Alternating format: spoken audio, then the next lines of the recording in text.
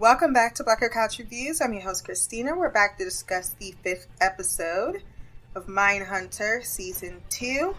Story by Pamela Cederquist. Teleplay, she is joined by Liz Hannah, directed by Andrew Dominic. We get our long-awaited interview with Charles Manson. We definitely know that Ford wanted this for a very long time, and yet he wasn't the one that led the interview, which I was surprised about, but pleasantly surprised about, in a manner that highlights, I think, better of what someone who isn't quite as pliable as Holden is would react to a man like that. So I love that they kind of mess with my expectations there. And we explore the first cult of personality, so to speak. The first cult in the series versus everyone else who's been serial killers. And here's a man that has never killed and has the disposition of a hobbit. You are very small, like a pebble. So, he started off life with an insecurity complex. And I loved everything about getting the fallout and seeing how that's affecting Bill. And even the way he's changing his approach to his work, even though he's being, which I would, of course, if Holden was around. Are you fucking kidding me? Discreet about the things that are happening in his life, and how we talk about compartmentalization with these serial killers, and yet the people that are going after these serial killers are just as, or share some common traits. Before we jump into the review and recap, wherever you listen to this podcast, Podbean, Stitcher, Apple Podcasts, wherever good podcasts can be found, go down to the rating section, drop some stars, leave a review. My social media will be there as well. Like, share, subscribe. If you want to send feedback, blackgirlcouch@gmail.com, or you can leave a comment below. We begin in Park City, Kansas. Back to the BTK killer. Do I need to say killer when it's BTK? He buries his secret in the backyard, which is his fetish. And that is how he compartmentalizes his own life versus his desires, those fantasies, as Kemper talks about, that start to consume. He's being caught by his wife, and now he has to think even harder on how does he continue to enact out this fantasy while maintaining an outward appearance of normality. Bill and Nancy discuss their son's behavior. Nancy is sympathetic, believing he was trying to non-verbally tell them what had happened when he had wet the bed. He said, "I'm sorry, Mommy." Maybe she could have read into that versus, "No, I'm sorry, I wet the bed." She's over analyzing, but she's also making more excuses than Bill is, and that's to be expected based on what Bill does for a living. His intentions that she said, and I'm still not sure if he said it or if he thought that would be an explanation she would accept, being very religious based, that she thought putting Daniel, the boy the toddler that died, up on the cross was going to bring him back to life. In Bill's mind, he knew what was happening. He watched that the kid was being smothered, or that they were playing too rough and the kid accidentally got smothered. He knew the boy was dead, and he took action that most other kids would be to run off and find an adult. Call 911 now! Or at the very least, cry and then find an adult afterwards. Nancy is disappointed to hear Bill accept coming into the office, so he assures her he is taking a week off to deal with what is the next steps, as she fears they will take Brian away from them since he is adopted. I understand her questioning her instincts, reliving what she could have possibly missed, but I do feel as if Nancy's not addressing the true issue, which is that her husband is not emotionally there for her in a manner, or at least not in a manner, because I do feel he says all of the right things when he is there, but with the consistency or inconsistency due to his job of having that emotional support. Gunn is understandably miffed because he gets called in that while Bill is definitely dealing with a lot right now, and he did ask what happened, Bill didn't offer up any explanation other than his apology, nor did he at least call Gunn to let him know he was back in Atlanta, and that put his dick in it, Holden was left unsupervised. As head of his department, which I don't think I truly appreciated, unfortunately, it's Bill's job to micromanage his talent, promoting their skills and mitigating their flaws. And we get a good insight, I think, this episode of highlighting what it means to be in that hierarchical position versus being Holden, who only has to follow his instincts to the best of his abilities, and doesn't have to consider all of the angles that Bill is more astutely aware of. Of course, we completely empathize with how work slipped his mind in the face of the traumatic, life-altering circumstances, but one can only know what they know. Holden went too far into specifics. At first, he does say he didn't say anything out of line, but he read that room and knew while he wasn't out of the peripherals, Holden talked himself out of the city, knowing that the kidnapping was the only thing and the only reason that they were pretensely here for the true motivations. He just disregarded that, making it clear what their true intentions were, so they kicked him out. Worse, Gunn couldn't anticipate the fallout as he was kept in the dark. Part of me feels that Bill is like, well, you keep promoting his recklessness, let you both feel the consequences of just how naive Holden is and how he bites off more than he could chew, and maybe you will put some trainers on, but that's not what happens. And I don't know if he consciously would have been doing that or unconsciously would have been doing that. I feel like I would have consciously done it. Gunn wants to promote a need for them, not wariness, once the FBI shows up. But we know how many decades later, at least from the movies, it would seem that natural suspicion is never alleviated when they do. Holden absolutely deserved having his voice raised against him. Wow. It's true, you know, he certainly allowed him to maybe fumble the ball. Holden does keep putting untested theories out there without any groundwork.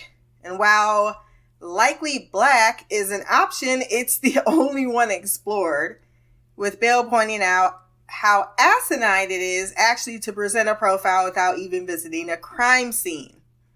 You're not following the trail of evidence. You have put your profile out there, and now you're going to go to the crime scene and you're going to fit the evidence to fit the profile versus allowing, as any good detective would do, to follow the evidence to allow you to tell the story instead of the other way around. You're just following your own tenuous hypothesis. Wendy inquires if Bill is okay, not at all bothered by some yelling. He offers to take the day instead of the month he really needs, knowing he didn't curtail the child's enthusiasm. But she knows Holden is a full-time job. Nay before you get a whooping. You better hit the nay before you get a whooping. I like last season we explored Holden's thinking outside of the box, his self-motivation, everything that he brings to the department that is revolutionary, right? But this season, we're focusing on the responsibility of that and keeping rationalization and procedure, foundational principles still at the heart of that. And I really enjoy seeing how they bounce off each other, not only their idealisms, but the people.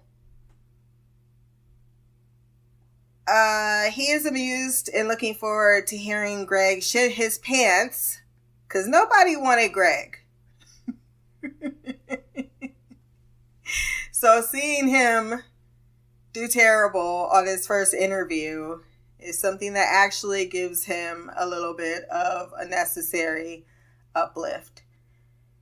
Wendy and Kay step up their romance by getting Wendy out of her routine of needing to see the trailers, get the popcorn. That is so me. I don't go to movies nearly as much as I used to. I don't even follow what's out at the theater. And my mom is shocked every time, like 20 years hasn't passed and a child later. Like, girl. It's not the same person. But yeah, I did used to love to go to the movies, and I am one of those people. Like, I would show up 30 minutes early. I need to get my snacks. I need to get my seat. Shoot, I need to see all the trailers. This was before YouTube was putting all the trailers online, okay? So seeing the trailers was part of the movie experience. So I got it. Kay, though, entices her back to her place for some much-needed stress relief. Kay is living in a place of sparseness with milk cartons or carts for shelves and a less than luxurious apartment, but Wendy sees the beauty in it. I would think the wealth of your spirit would reflect in your surroundings or something to that effect, with her replying, I don't need to have much to be so abundant, because her life of authenticity is what Wendy adores about her, admitting she's happy to be with her. Kay loves her son, and Wendy is already in love with Kay. She already wanting to meet him at the minor league game that he's going to be here for the weekend for, but Kay is smart and won't introduce her son to someone she recently started dating. And it hasn't become serious yet, which is smart. Exactly what I say. And while she likes her a lot, it's better they keep having life-altering orgasms until Kay can return the commitment. They discuss our team back at the office, the Henley interview, Wendy's tactics. A distasteful word was thrown out there to describe her sexuality, but it was those times. While Wendy sees Henley as just as culpable, it's Bill, now personally experienced on how a child can be influenced by those older for acceptance, has a better understanding of how Coral could have had his need to please a parental figure exploited in order to become complicit in, or I think I'm saying this the opposite, Henley complicit in Coral's crimes, not seeing himself as a participant like Brian, on top of adamant denial of his own sexuality. Holden is intrigued by this new angle, with Greg agreeing, but mostly I just love how these conversations are so professionally handled because they all can express each other's opinion without getting upset. And that is a tactic that we have so lost in this polarizing climate we have right now. Since I'm a history nerd, I know this is not the first time society has taken this road, particularly after traumatic experiences, life-altering, world-changing, COVID, let's just say what it is, COVID. It's also why people think the rise of serial killers might increase in the next couple of years due to the climate being similar to when there's been a rise of serial killers. Wendy gets more dragging from Gunn once he shows up. I thought I was reading Holden from the transcripts because I could have sworn he was like, we got to go by these questions, and was dragging everybody. She's like, okay, I get it. We got to improvise. Gunn invites them to a party at his place to impress a potential benefactor named Wyman. Bill is still avoiding what's happening at home, and Holden is still happy he gets to call his boss Ted. Don't be a bitch. Then he leaves with a bombshell. Oh, by the way, I got you Manson in 3 weeks. Greg was totally ear hustling behind the door, being mad to be kicked out every time. Greg is never invited.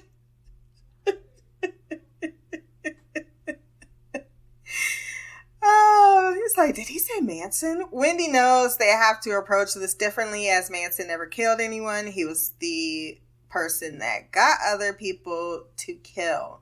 So they need to approach it from head of the family.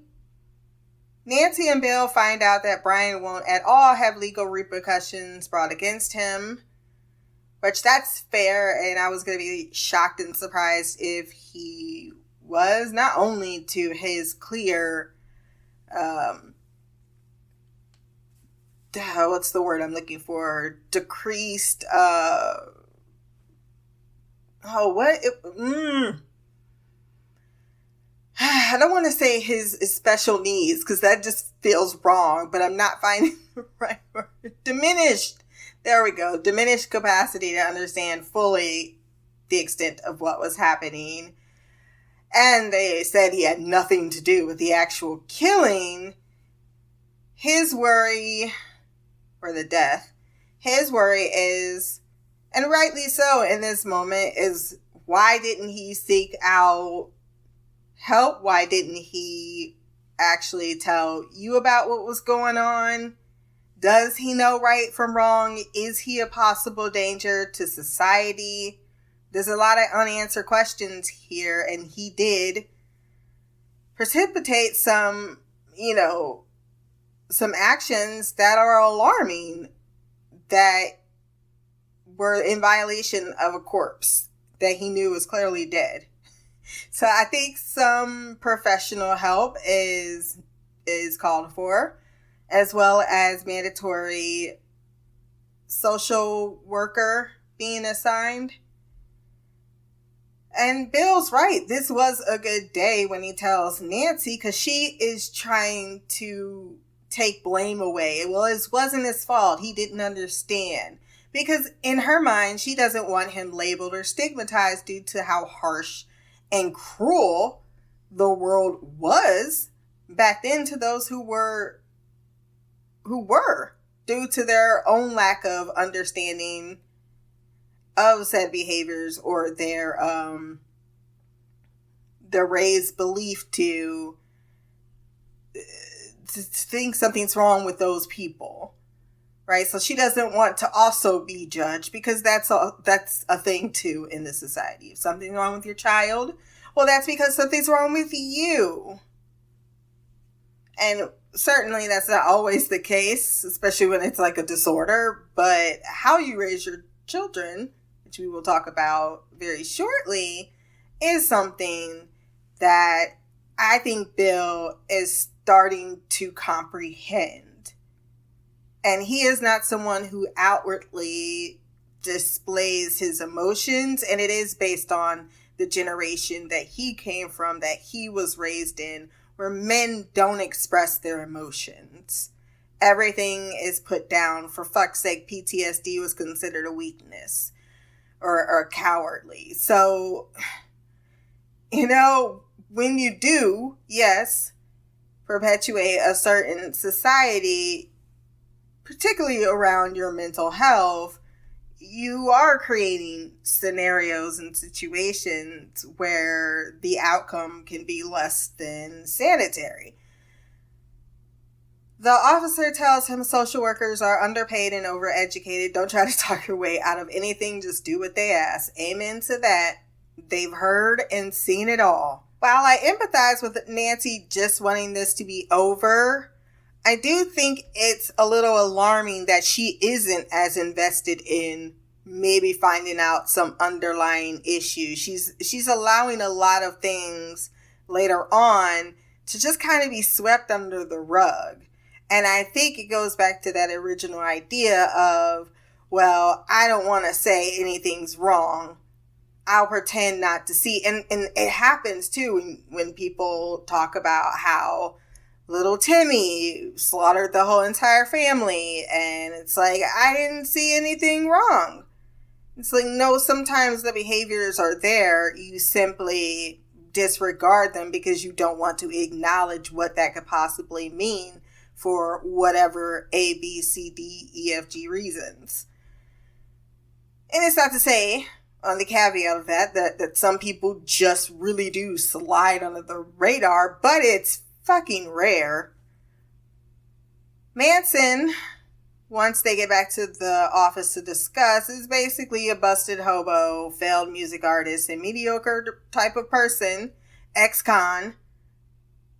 In general, convinces 7 middle-class good people to kill the Tate or enact the Tate LaBianca murders in less than 2 years.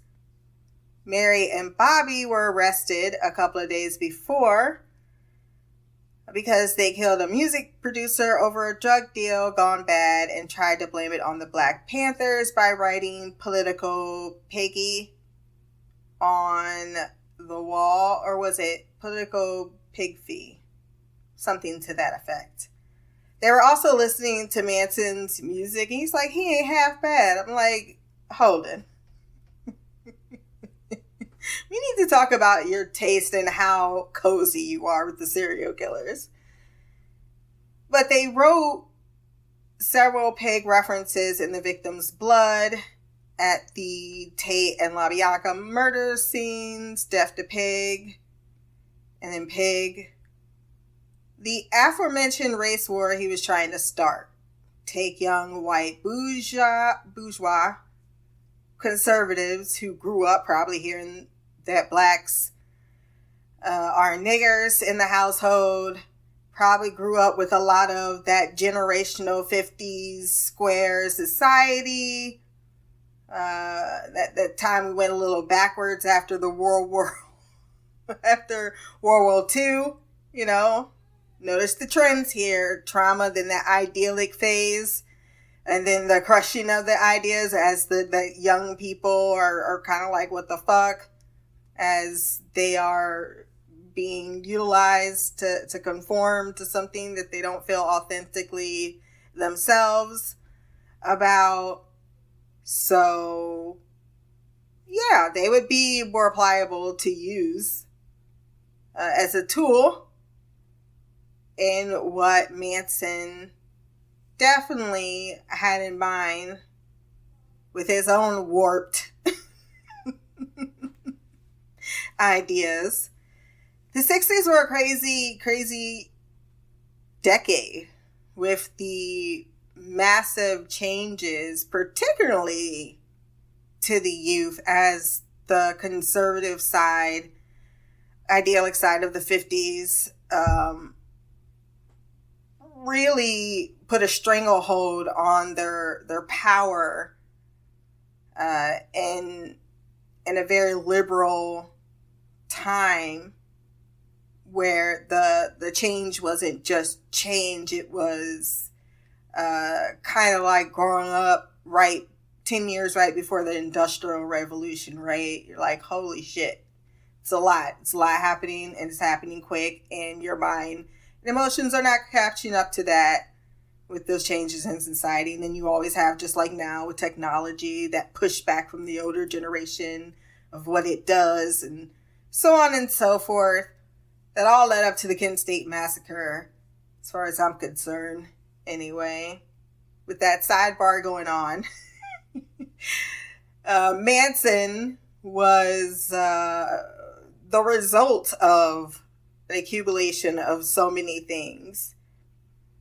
Holden sees similarities between Manson and Krishna, who also prophesies a race war because for a cult, you need the manifestation of a shared delusion created by fear. Helter Skelter was that for Manson's cult, even though Manson clearly plagiarized the idea. Reminds me of a statement. In the business, you deal with crazies. Okay, actually reminds me of another statement. Power either attracts the crazies, or the crazies are all attracted to power the most.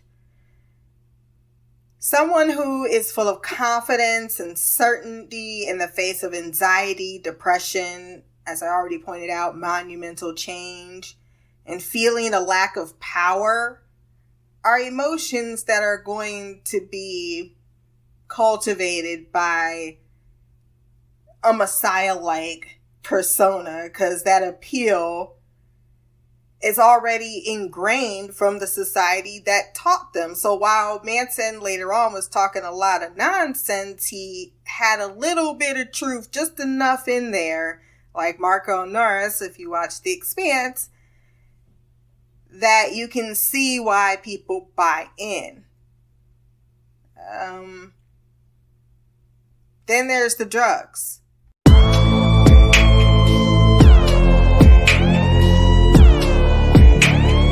The social worker is Tammy from Southland.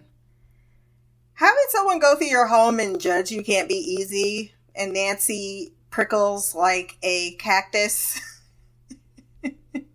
She's so defensive. I wouldn't even watch if I'm going to be that defensive. Like, you know what, Bill, you watch what's going on, but you're nosy and you want to see it all. So you can't... I don't know. I wouldn't watch personally. I'm like, do what you need to do. I ain't got nothing to hide. She notices the way in which Brian avoids... I missed her name, but it was Miss something because she corrected her. But she avoids contact with Bill. How Nancy makes excuses for all of his behavior, including not doing more to facilitate meeting someone new. Like, oh, hey, it's Mrs. Okay, don't talk. You can go watch TV now. Like, hold on. Maybe that is hampering his ability to make the appropriate response when meeting new people, because you're not allowing him the opportunity and the time to learn, because you're awkward in the silence, and thus you don't give him his space and the time he needs to introduce himself. I'm not being harsh on Nancy. These are concepts that Nancy at that time would have no idea of, because psychology was still, let's put some prods in your skull and fry you into obedience. But Bill understands from his point of view as a detective and working for the Bureau that this lady is walking the scene. She's making an assessment and judgment based on what can be seen and proven, and not based on any interpersonal bias. And that is how it should be. She is not there to make sure you and Bill are the best of people. She's making sure that Brian is best served. And being good people doesn't mean that you are what is best served for someone else. And I get why they would be upset about that and hearing that, but knowing, from a perspective of the 21st century, that that's how it not only should be, but it it's probably for the best if it works out in Brian's favor. It's like, no matter how much you love them, you might not be able to help them in the best way. Off to see the Manson, the wonderful Manson of Oz. Bill tells Holden, try not to moist yourself before you get inside. I'm at the door.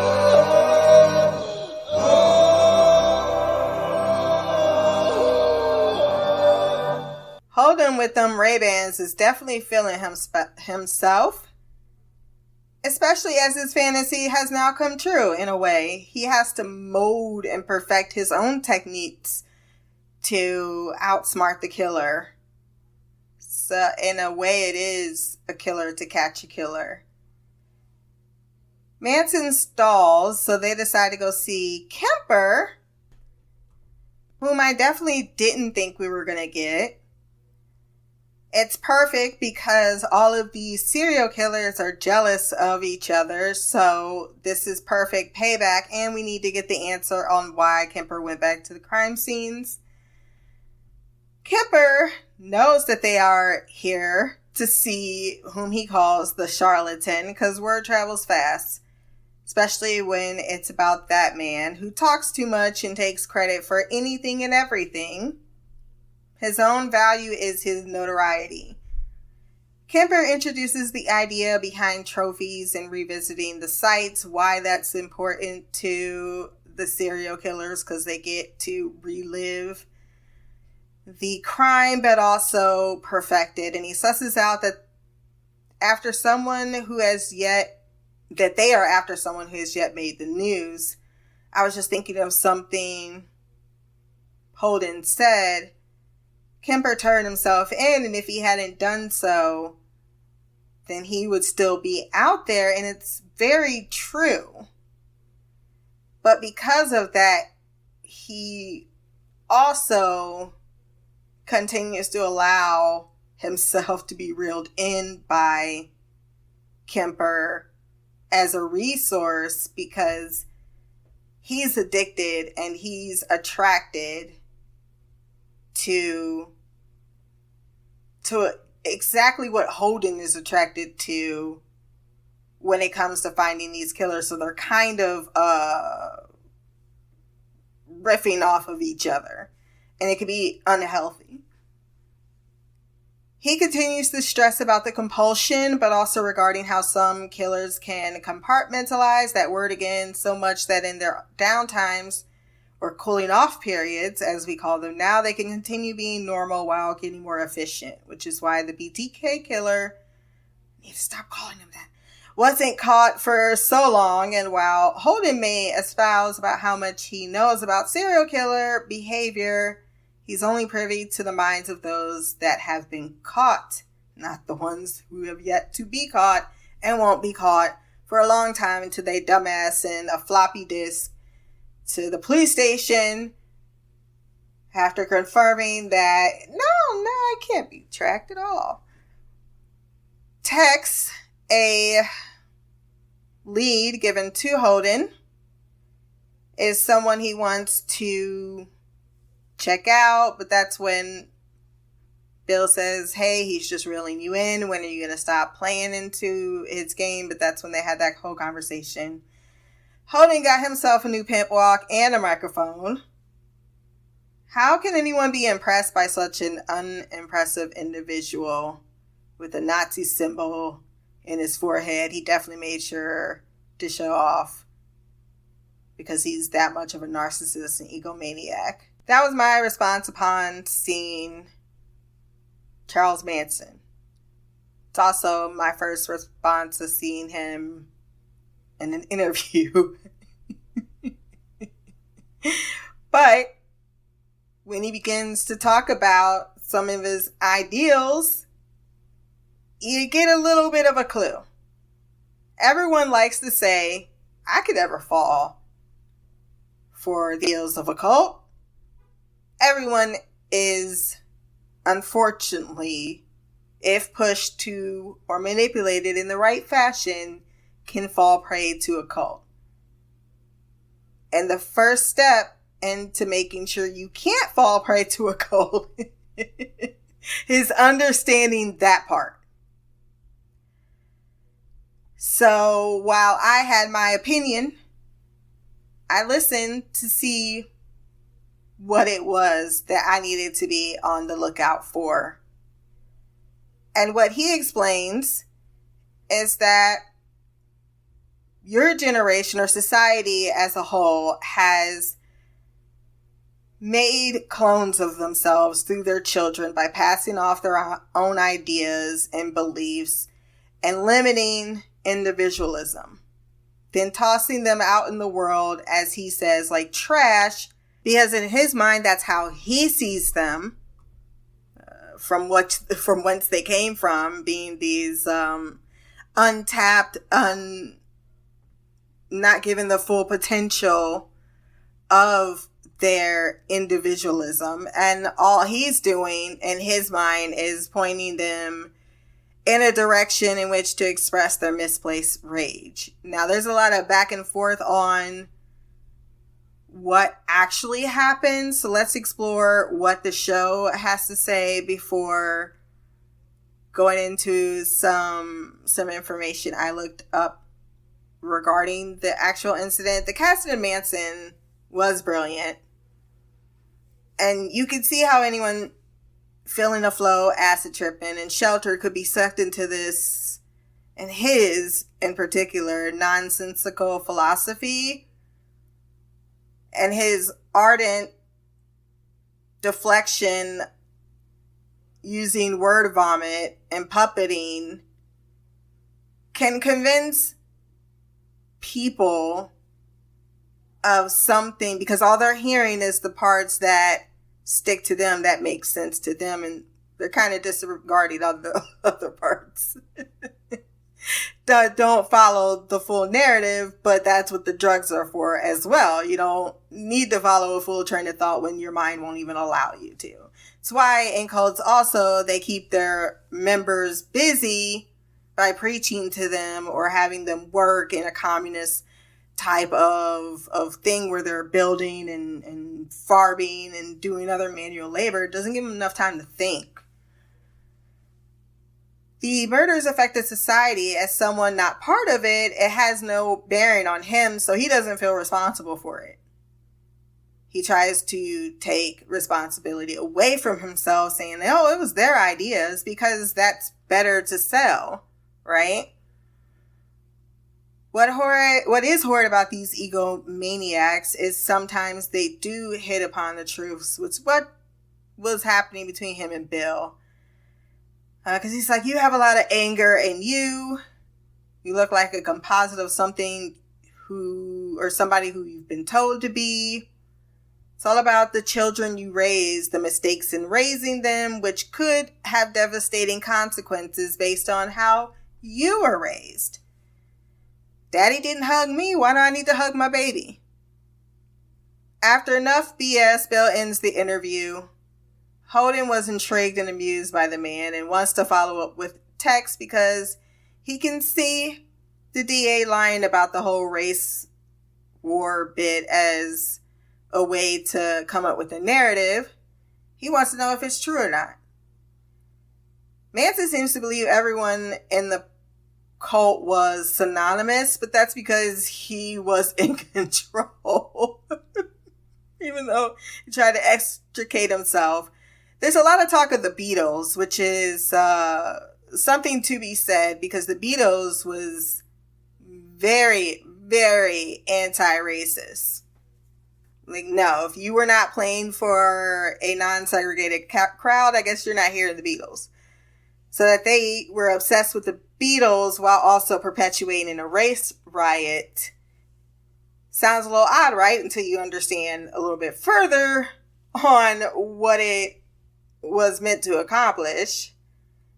And that goes back to that misplaced anger bit. But before I get sidetracked once again from these notes that I spent so much time writing, Bill allows it, but has to catch a red eye home, barely getting sleep for his interview with the therapist, who is impressed to hear about Manson, which is a saving grace because Nancy thinks that his being tardy and the fact that he talks to serial killers all day is a mark against them. Tex reveals, when Holden speaks with him, that Manson's a lying sack of shit, which we then knew. Drugs were a huge motivator, mixed with his cadence and his words and the inciting emotion, how he was lonely. It's like, how can you be lonely? You grew up with a loving family. Growing up with a loving family does not mean that you can't be lonely.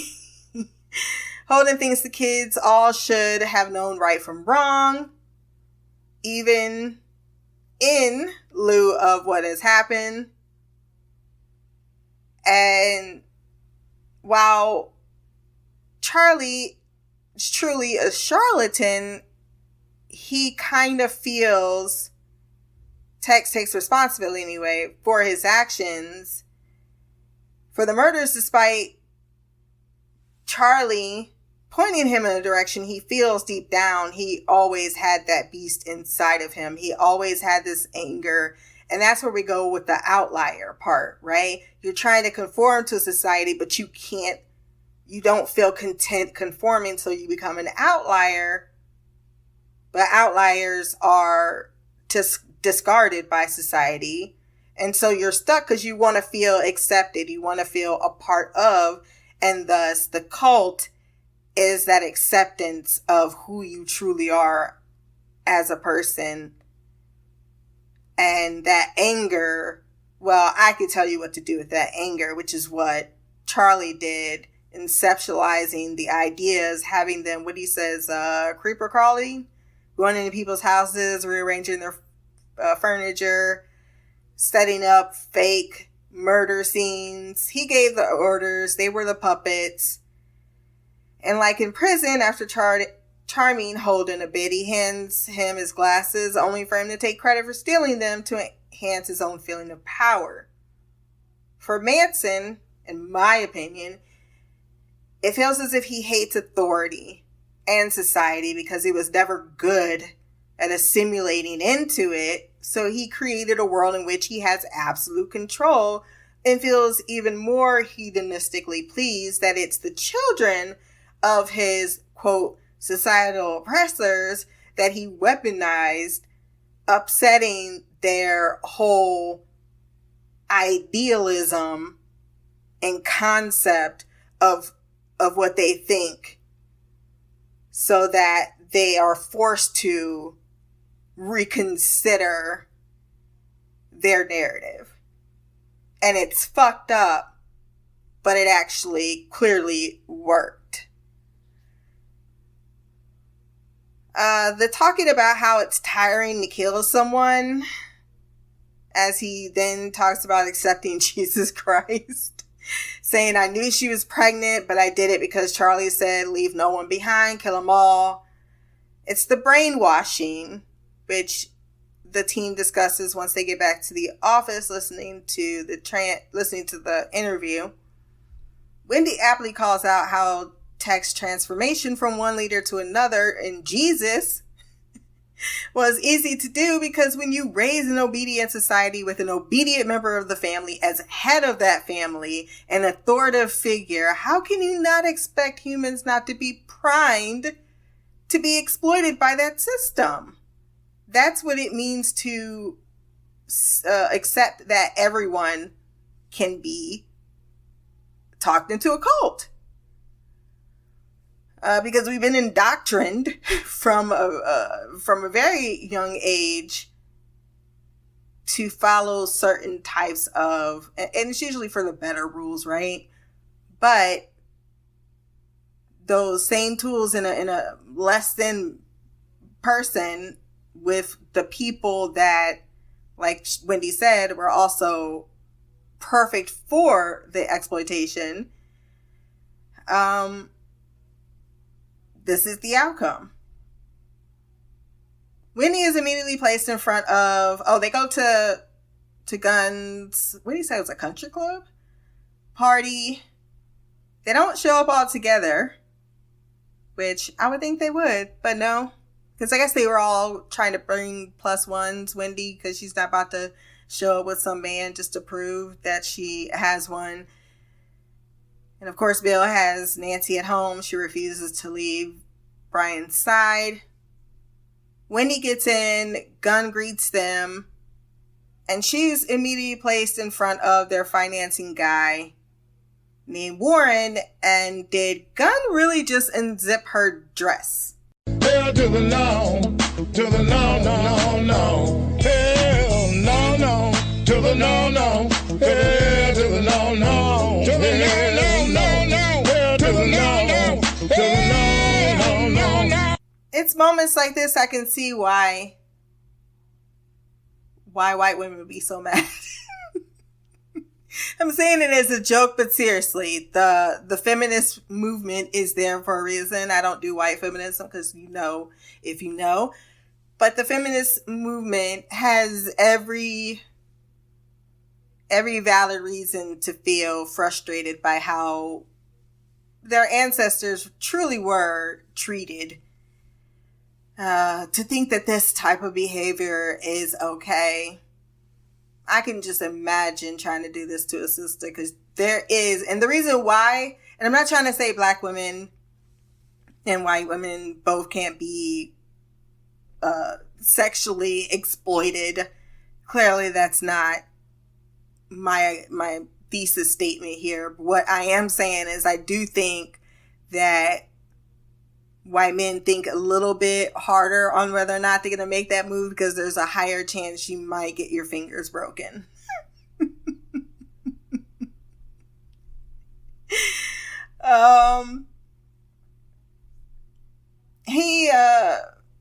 The man is impressed not only by her reports, but by her fit form.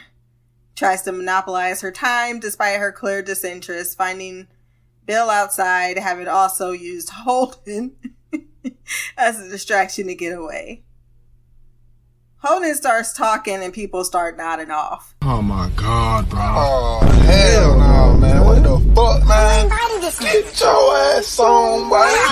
You get your goddamn ugly ass on. You saw the other dude actually walk off. This is not his forte. And this is why Bill really can't take the time he needs.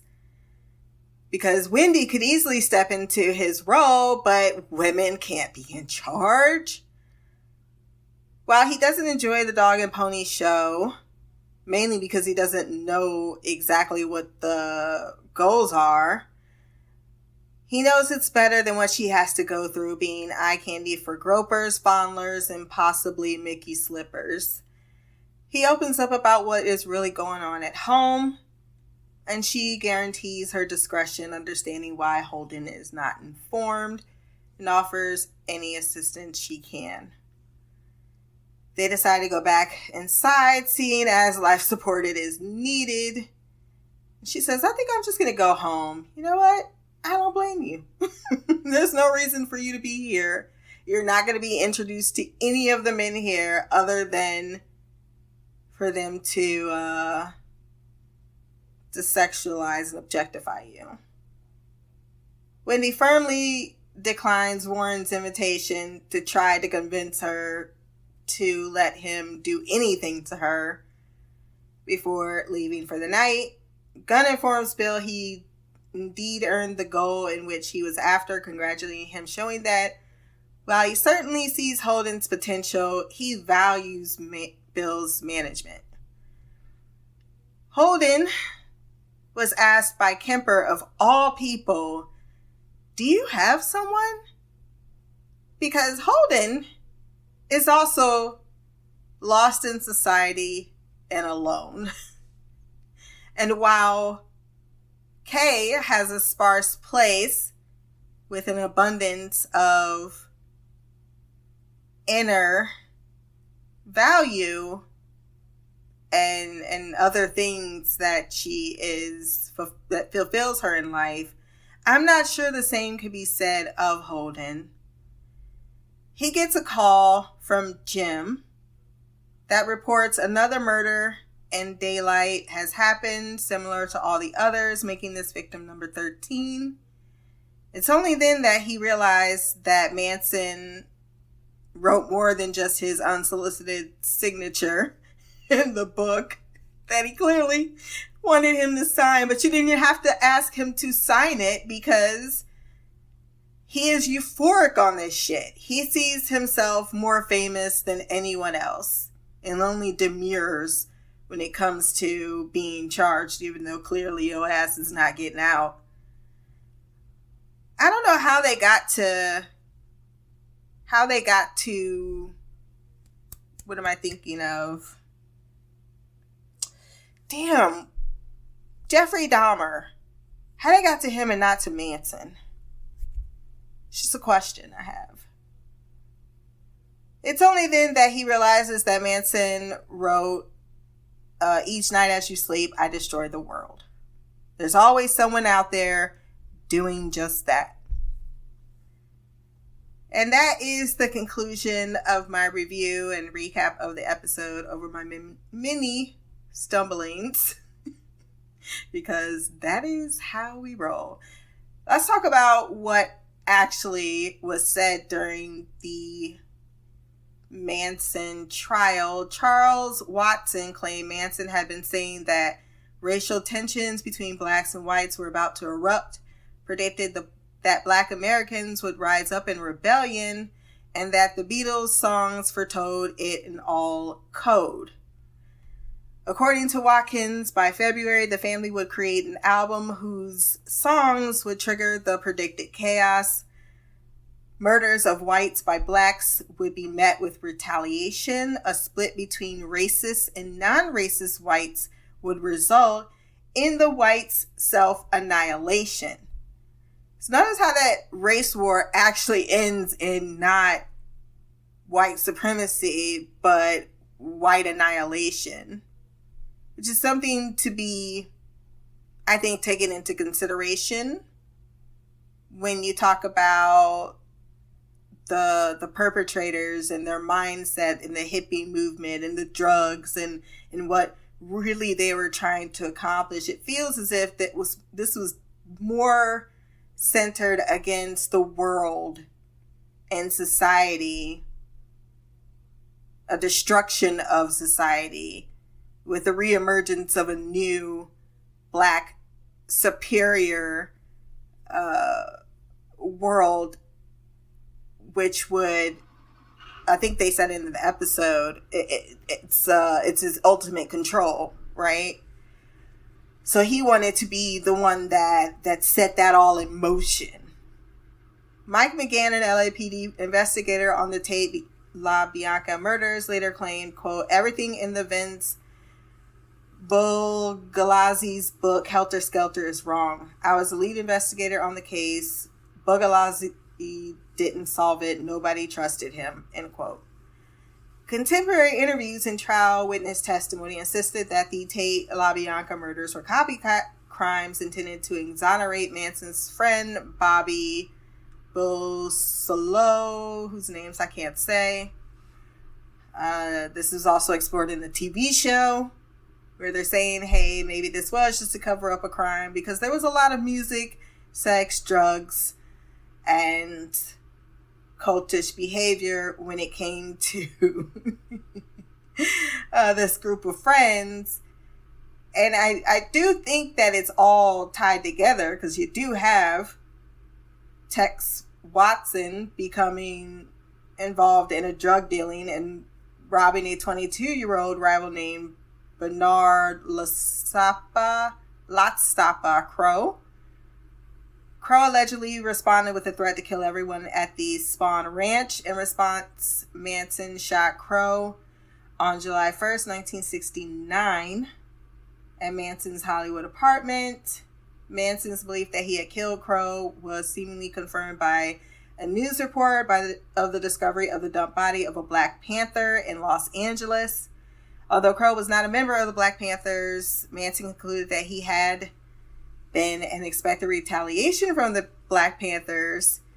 He turned Span Ranch into a defensive camp, establishing night patrols by armed guards. This is, of course, part of what was going on with Tex. And then Watson would later write, Blackie was trying to get at the chosen ones. Manson brought in members of the Straight Satan's motorcycle club to act as security. I don't know what the fuck is going on